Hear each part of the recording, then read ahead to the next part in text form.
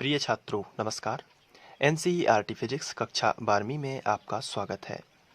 आज का हमारा प्रश्न है, एक समान आवेशित बेलन के कारण विद्युत क्षेत्र की तीव्रता का व्यंजक व्युत्पन्न कीजिए। इसके पहले हम लोग रेखा आवेश के कारण तीव्रता निकाल चुके हैं, जो हमने गाउस प्रमेय की सहायता से निकाली थी। अब हमें एक समान आवेशित बेलन के कारण निकालना है। तो सबसे पहले तो बेलन हमें चाहिए, तो हम एक बेलन लेते हैं जो एक समान आवेशित है, यानी कि इसमें प्लस प्लस चार्ज हम बना देते हैं इस तरीके से। तो ये एक समान आवेशित बेलन कहलाएगा। अब इसके कारण हमें विद्युत क्षेत्र की तीव्रता ज्ञात करनी है। तो सबसे पहले बेलन की बात करें तो इसकी त्रिज्या हम मान लेते हैं कैपिटल आर, और इसकी हम अक्ष खींच लेते हैं सबसे पहले और उसकी त्रिज्या दे देते हैं। तो ये हमने खींच ली है अक्ष, और अब हम मानते हैं कि ये जो है कैपिटल आर इस बेलन की त्रिज्या है। अब आप सोच रहे होंगे कि कैपिटल आर ही क्यों लिया है। तो ऐसा इसलिए है क्योंकि हम यहाँ से आर दूरी पर, स्मॉल आर दूरी पर एक बिंदु पी ले लेंगे। तो स्मॉल आर यहाँ पे नहीं लेते हैं, नहीं तो स्मॉल आर और स्मॉल आर मिक्स हो सकते हैं, इसलिए हमने इसको कैपिटल आर लिया है। अब जैसे जैसे डेरिवेशन आगे बढ़ेगा तो आप और समझ जाओगे। इस बेलन की लंबाई हम एल ले लेते हैं और स्मॉल एल ही ले लेते हैं, यहाँ पे कोई प्रॉब्लम नहीं है। तो अब हमने इतना सबसे पहले किया। ऐसा इसलिए किया है क्योंकि क्वेश्चन में आया है आवेशित बेलन, तो आवेशित बेलन से आपको इतना याद आ जाएगा। तो अब हमें तीव्रता निकालनी है। क्या निकालनी है? तीव्रता, विद्युत क्षेत्र की तीव्रता। तो हम बेलन के बाहर सबसे पहले कोई बिंदु ले लेते हैं, और बेलन के बाहर हम कोई बिंदु लेते हैं, जैसे बिंदु P। तो बिंदु P पर मान लेते हैं एकांक आवेश है, और ये बेलन से r दूरी पे है। तो दूरी हमेशा बेलन के अक्ष से नापना, आप हमेशा बेलन के अक्ष से। हो सकता है आप गलती कर दो कि बेलन से दूरी तो यहाँ से नाप दो, लेकिन ऐसा नहीं करना है, आपको अक्ष से बेलन की दूरी नापना है। तो ये हो जाएगी स्मॉल r। तो हम यहाँ पे स्मॉल r भी बता देते हैं, ये है स्मॉल r, ये लिख दिया हमने। तो अब इस चित्र के बारे में हम लिखना स्टार्ट करते हैं। तो सबसे पहले हम यही लिख लेते हैं कि माना कि कैपिटल आर त्रिज्या और स्मॉल एल लंबाई का एक आवेशित बेलन है। तो हमने सबसे पहले ये लिखा। फिर इसके बाद हम लिखते हैं, इस बेलन में आयतन होता है, बेलन का आयतन होता है, बेलन का पृष्ठ भी होता है, लेकिन इसके अंदर कुछ चीज हो सकती है, हो सकता है ये पूरा चालक पदार्थ का बना हो, तो इसका आयतन आवेश घनत्व भी होगा। तो हम लिखेंगे प्रति एकांक आयतन में आवेश का आयतन आवेश घनत्व जो होगा वो रो माना जाता है। हम लोग पढ़ चुके हैं सतत आवेश वितरण में। तो हमने यहाँ पे लिखा, जिसके प्रति एकांक आयतन में आवेश का घनत्व रो है। ये P नहीं बना है, ध्यान रखना है, ये रो का चिन्ह होता है इस तरीके से। तो आपको ये बेलन के बारे में सबसे पहले लिख लेना है। इसके बाद हमने बेलन से r दूरी पर एक बिंदु P लिया है। तो हम यहाँ पे लिखेंगे, बेलन की अक्ष से r दूरी पर एक बिंदु P स्थित है, जिस पर विद्युत क्षेत्र की तीव्रता ज्ञात करनी है। तो हमने इसी तरीके से लिख लिया, बेलन की अक्ष से यहाँ से r दूरी पर एक बिंदु P स्थित है, जिस पर विद्युत क्षेत्र की तीव्रता ज्ञात करनी है। तो यहाँ तक हमने लिख लिया। अब यहाँ पे हम तीव्रता 3 कंडीशन में निकालेंगे। सबसे पहले बिंदु P जो है वो बेलन के, यानी कि आवेशित बेलन के बाहर है। कंडीशन नंबर फर्स्ट होगी जब बिंदु P आवेशित बेलन के बाहर है। दूसरी कंडीशन, जब बिंदु P आवेशित बेलन के पृष्ठ पर यहाँ पे पहुंच जाएगा। और तीसरी कंडीशन, जब बिंदु P आवेशित बेलन के अंदर हो। तो इस प्रकार हम 3 स्थितियां लगाएंगे और इसको सॉल्व करेंगे। तो सबसे पहले हमें स्थिति लगानी है कि जब बिंदु P आवेशित बेलन के बाहर है। जैसा कि आप चित्र में देख पा रहे हैं, ये है आवेशित बेलन और इसके बाहर है बिंदु P। तो हम यहाँ पे आगे लिखेंगे स्थिति 1, जब बिंदु P आवेशित बेलन के बाहर है। तो हमने इसी तरीके से लिखा, बेलन के बाहर है। अब आगे यदि बात की जाए तो इस चित्र को ध्यान से देखिए। हमें तीव्रता निकालना है तो हमें एक गॉसियन पृष्ठ बनाना होगा, और वो पृष्ठ की विशेषता ये होगी कि उसके पृष्ठ पर ये बिंदु P हो जाएगा। तो हमें इस आवेशित बेलन के अलावा एक काल्पनिक बेलन को बनाना होगा, तभी हम गॉस प्रमेय की सहायता से या गॉस की मदद से हम इसको सॉल्व कर पाएंगे और तीव्रता निकाल पाएंगे। तो चलिए हम एक और बेलन बनाते हैं जिसकी लंबाई सेम वही रहेगी जो पहले वाले बेलन की है। तो लंबाई तो हम वही रखेंगे, तो हम इसको दूसरे कलर से बना देते हैं ताकि आप इसमें कंफ्यूज ना हो। ये देखिए, लंबाई हमें वही रखनी है जो पहले वाले बेलन की है, और मैं बना देता हूँ। जितनी त्रिज्या यहाँ पर है उतनी ही यहाँ पे लेनी पड़ेगी। तो हम इस तरीके से यहाँ पे एक बेलन और बना देते हैं जो जस्ट इसके ऊपर है, या फिर या कह सकते हैं कि इसके अंदर आवेशित बेलन है। तो हमने इसे थोड़ा सा और डार्क कर दिया है ताकि आपको ये क्लियर दिखे। तो हमने गॉसियन, इसे हम बोलेंगे काल्पनिक बेलन और इसे हम बोलेंगे आवेशित बेलन। तो इन दोनों की आइडेंटिटी रहेगी तो आप इसको बड़े आसानी से समझ पाएंगे। तो यहाँ हम लिख रहे थे, तो जब बिंदु P आवेशित बेलन के बाहर हो तो हम लिखेंगे इस स्थिति में एक अन्य बेलन की कल्पना करते हैं जिसकी लंबाई वही रहेगी और त्रिज्या लेकिन कौन सी हो गई, त्रिज्या अब इसकी देखिए स्मॉल r हो जाएगी। लंबाई तो वही रहेगी, जितनी आवेशित बेलन की थी उतनी ही काल्पनिक बेलन की लंबाई है, लेकिन जो त्रिज्या है वो क्या हो जाएगी, स्मॉल r। तो यहाँ पे हम वही चीज लिख लेते हैं। इस स्थिति में L लंबाई तथा R त्रिज्या के एक अन्य बेलन की कल्पना करते हैं। अब ये जो हमने बेलन बनाया है ये कल्पित बेलन है जो लाल कलर से बना हुआ है, ये कल्पना मात्र है। तो जो गॉसियन पृष्ठ की भांति व्यवहार करता है, तो हम यहाँ पे ये भी लिख लेते हैं, जो गॉसियन पृष्ठ की भांति व्यवहार करता है। तो ये हमने लिख लिया। तो अब ये जो कल्पित बेलन है इससे गुजरने वाला विद्युत फ्लक्स, तो इस पृष्ठ से होकर गुजरने वाला विद्युत फ्लक्स, तो हमने लिखा इस पृष्ठ से होकर गुजरने वाला विद्युत फ्लक्स, और इसे हम दर्शाते हैं फाई से। नीचे की लाइन से लिख देते हैं फाई, और चूंकि विद्युत फ्लक्स है इलेक्ट्रिकल इसलिए E बराबर। अब यहाँ पे जो काल्पनिक बेलन आपको दिख रहा है लाल कलर से, इसमें अगर बोला जाए तो 3 प्रकार के पृष्ठ हैं। एक आपको ये ऊपर दिख रहा होगा वृत्ताकार टाइप, और एक नीचे वृत्ताकार टाइप है, तो हो गए 2 पृष्ठ। और एक ये आपको बेलन का वक्र पृष्ठ दिख रहा होगा, घुमावदार पृष्ठ। तो बेलन में 3 पृष्ठ होते ही हैं, एक ऊपर का पृष्ठ, एक वक्र पृष्ठ और एक नीचे का पृष्ठ। इसलिए बेलन का संपूर्ण पृष्ठ बोलें तो ये दोनों मिला दिए जाते हैं और ये वक्र पृष्ठ मिला दिया जाता है। तो हम इसको 3 हिस्सों में क्या बांट सकते हैं, तो इसका उत्तर है बिल्कुल बांट सकते हैं, क्योंकि बेलन में 3 पृष्ठ हैं। अगर पहले की बात की जाए ऊपर वाला पृष्ठ, और इसको हम इस तरीके से इंडिकेट कर सकते हैं कि ये जो पृष्ठ आपको दिख रहा है ये वाला पृष्ठ, इसे हम बोल सकते हैं S1, क्योंकि सरफेस नंबर 1, S1 बोल दीजिए। इसी तरीके से जैसा ये है वैसा ये नीचे भी है, इसलिए हम इसको बोल सकते हैं S2, और बचा ये केवल घुमावदार जो कि वक्र पृष्ठ कहलाता है, इसे हम बोल देते हैं S3। तो 3 प्रकार के पृष्ठ हैं यहाँ पे जो काल्पनिक बेलन में है। तो इसलिए तीनों से अलग अलग फ्लक्स गुजरेगा जिनकी कंडीशन अलग अलग होगी, और तीनों को जोड़ेंगे तो पूरे बेलन से होकर गुजरने वाला विद्युत फ्लक्स आएगा। तो हमें वही तो यहाँ पे लिखना है। लेकिन यदि हम विद्युत फ्लक्स की बात करें तो इसका फॉर्मूला होता है फाई ई बराबर ई एस कॉस थीटा। तो ई एस कॉस थीटा, लेकिन एस क्या कहलाता है, एस कहलाता है पृष्ठ या सरफेस। लेकिन इस बेलन से तो 3 प्रकार के पृष्ठ मिलते हैं, तो हमें क्या करना होगा, इसी फॉर्मूले को S1, S2, S3 में कन्वर्ट करके तीनों को जोड़ना होगा। यानी कि हम इसको इस तरीके से लिखेंगे, ई एस कॉस थीटा होता है तो हो जाएगा ई S1 cos theta plus EH2 cos theta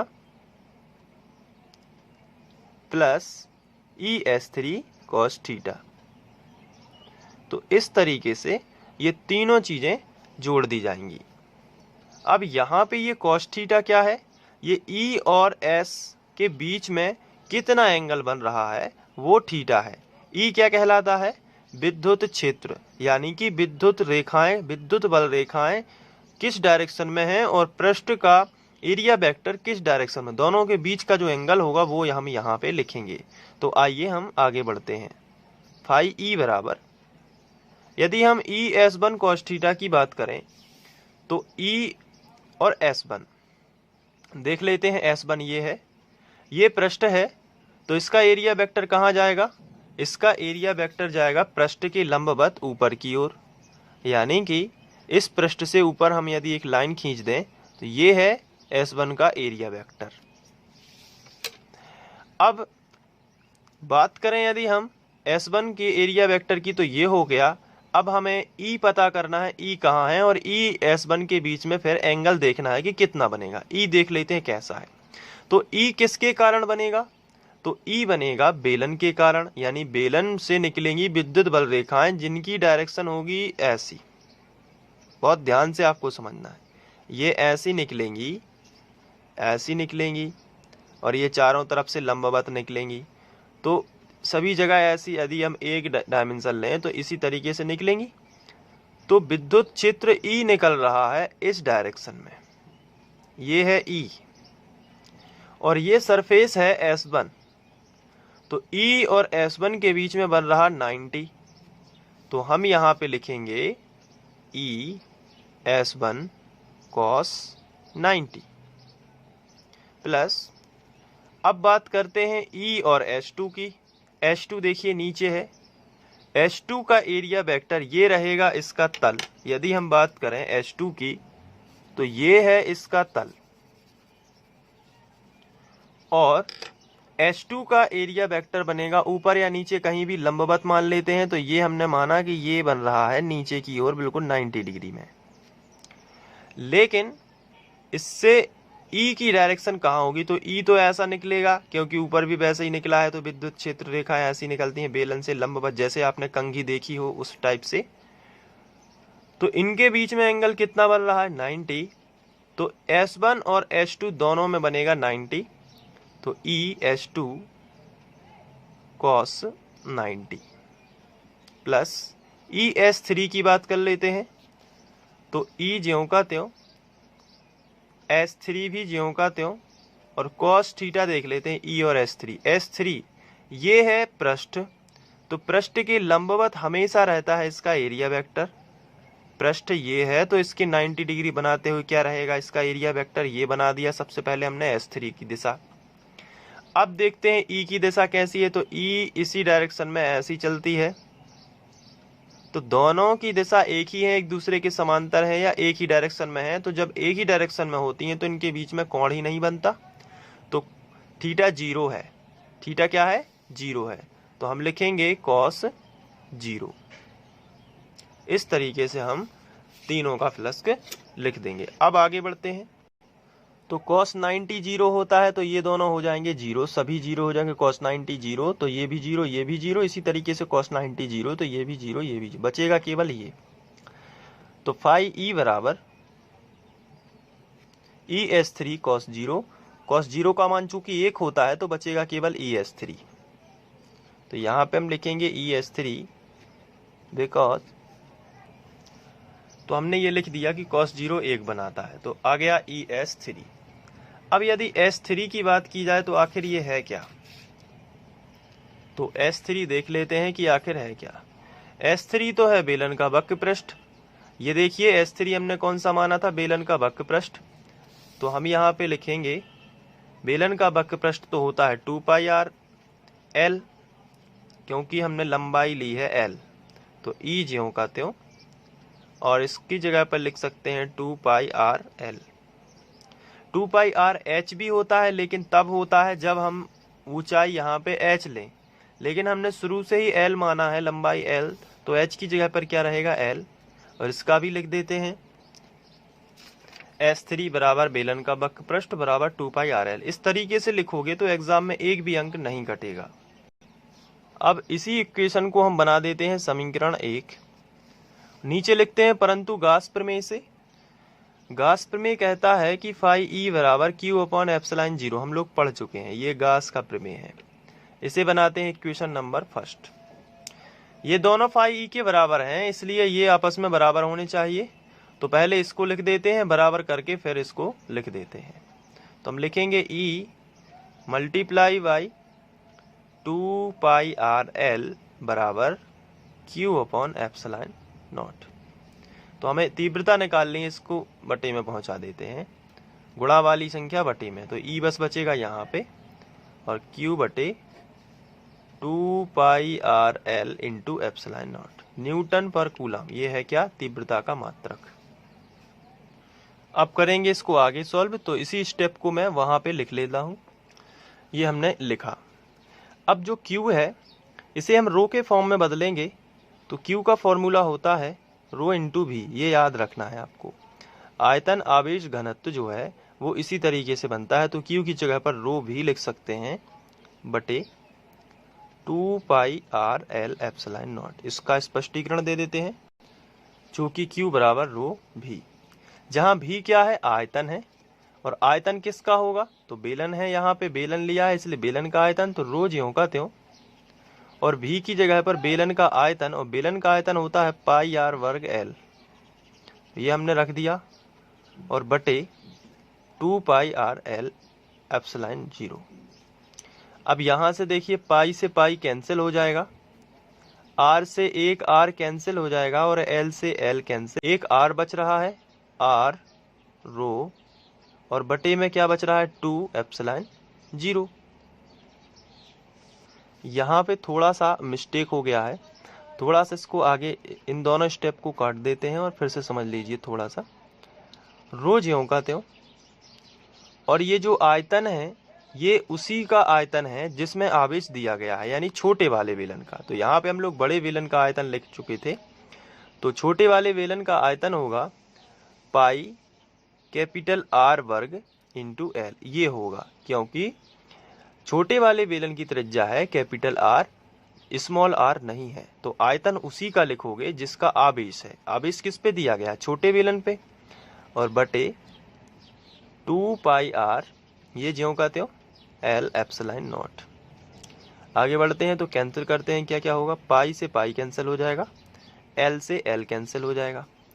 तो अब जो बचेगा उसको लिख लेते हैं। तो बचेगा रो r² बटे 2r/2ε0r। इसको इस तरीके से लिख दिया, और इसको हम लिख सकते हैं न्यूटन पर कूलम। इसको बंद कर देते हैं बॉक्स में। तो ये है कंडीशन नंबर फर्स्ट।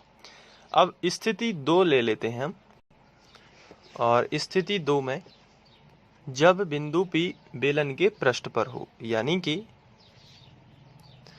इस P की बात करें तो अब ये आवेशित बेलन के पृष्ठ पे यदि आ जाए, तो जब बिंदु P आवेशित बेलन के पृष्ठ पर होगा तो क्या चेंज होगा। यहाँ पे देखिए ये P खिसक के यहाँ पे आ जाएगा, तो जो दूरी R थी वो इसके बराबर हो जाएगी अब कैपिटल R की।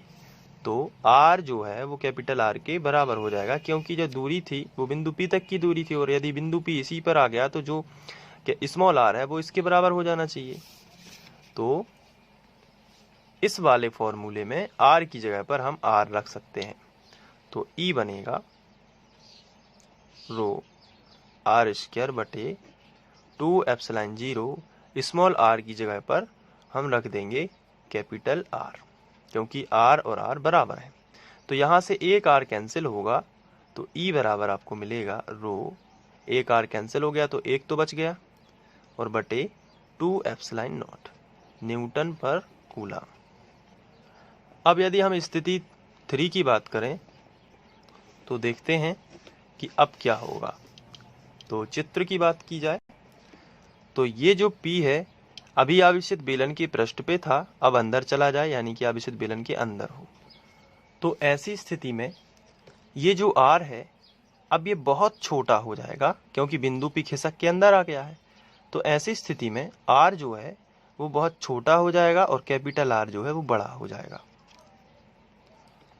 और इस आर की जगह पर हम इस आर को वापस से रख देंगे, तो ई बराबर आएगा रो स्मॉल आर बटे 2 एप्सिलॉन 0।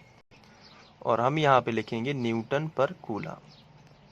अब हम इनको क्रमशः समीकरण 3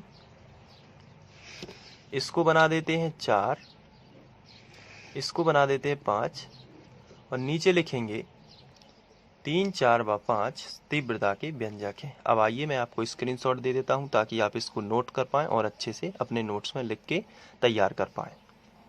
ये पहला शॉट है और आपको ध्यान रखना है ये वाले एरो के चिन्ह नहीं बनाना है चित्र में, केवल जो बेसिक चित्र है वही बनाना है। इसके बाद ये है,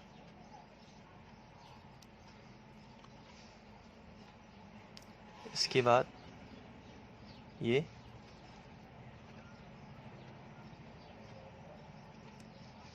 फिर ये थोड़ा सा, इसके बाद ये रहा,